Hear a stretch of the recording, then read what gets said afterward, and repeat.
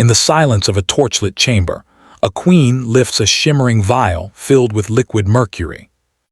Her trembling hand does not hesitate as she paints it across her lips, believing it to be the secret to eternal youth. The same poison that steals breath from men is what she presses against her own mouth with a smile. This is the story of queens who ruled with beauty, but paid with blood. They believed their faces were their thrones, their allure sharper than any blade. And in their pursuit of perfection, they turn to rituals so lethal they make death itself look like an artist at work.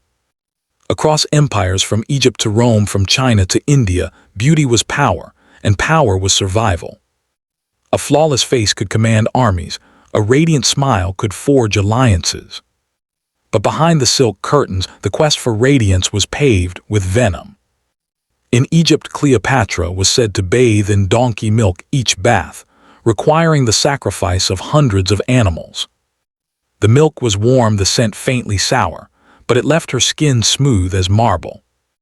In China, empresses ground pearls into fine powder, swallowing it daily, as a promise of eternal radiance. In Rome, aristocrats painted their faces with lead paste its whiteness, hiding every flaw while its poison seeped into their blood. Imagine the thick, chalky taste of powdered pearls sliding down your throat. The sharp, metallic scent of lead paste burning against the skin. The wet warmth of milk enveloping every pore while incense smoke fills the chamber with sweetness.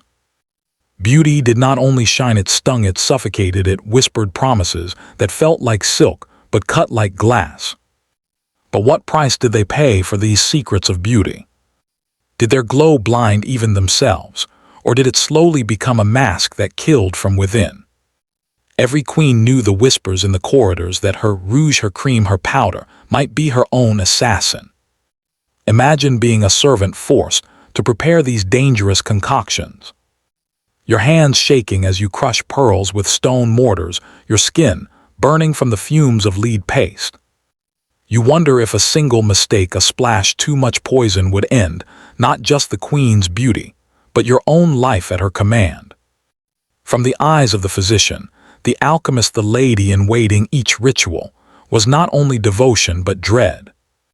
But in the quiet corners of history lies a secret even darker than milk and mercury. A ritual that promised to make queens unearthly, but demanded the slowest kind of death.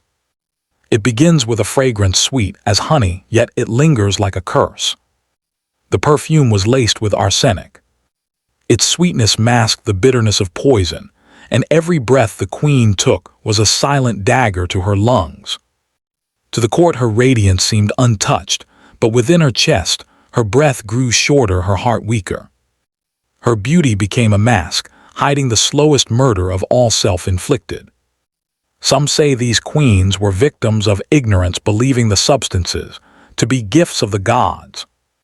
Others whisper they knew the risks, but embraced them to keep power at any cost. And there are darker legends that their enemies encouraged the rituals, feeding them poison, disguised as beauty, so that death would wear the face of desire. Which was truth, and which was treachery, no scholar dares to claim with certainty. Imagine the queen, maid watching her mistress cough blood behind a jeweled veil, yet still smiling for the court. Imagine the queen herself feeling her hands tremble as she lifts a goblet of pearl powder, knowing her veins are no longer hers but the poison. There is fear but also pride, as if every moment of suffering was proof of her unshakable throne. Outside the palace, children played in dusty streets, women washed linen in rivers, men argued in markets. Life was simple, unpainted, unpoisoned. And yet behind palace doors, beauty demanded rituals of blood, while the world beyond survived on sweat and bread. The difference between life and death was not fate but vanity. And then the final ritual, the most terrifying of all. Some queens used crushed cinnabar, mercury, sulfide ground into scarlet powder to paint their lips. Every kiss, every word was coated with death. Her smile a masterpiece of scarlet, yet beneath it, her nerves decayed, her organs collapsed, until the very symbol of beauty became the key to her grave. Is beauty still beauty when it steals the breath of the one who wears it? Or is it a mask that hides not youth, but the slow march of death? Every queen who pursued these rituals left behind not only jewels and thrones, but unanswered whispers of vanity turned to ashes.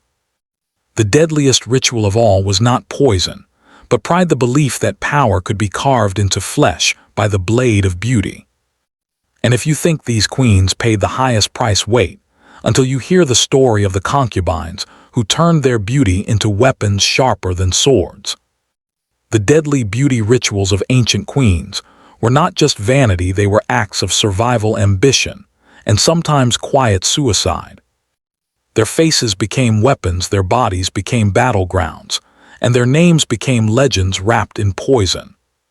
If this story left you haunted, share it with those who love history's darkest secrets. Like this video to keep more tales alive and comment below which queen's ritual you would dare never to try. Your voice keeps these forgotten whispers from fading into dust.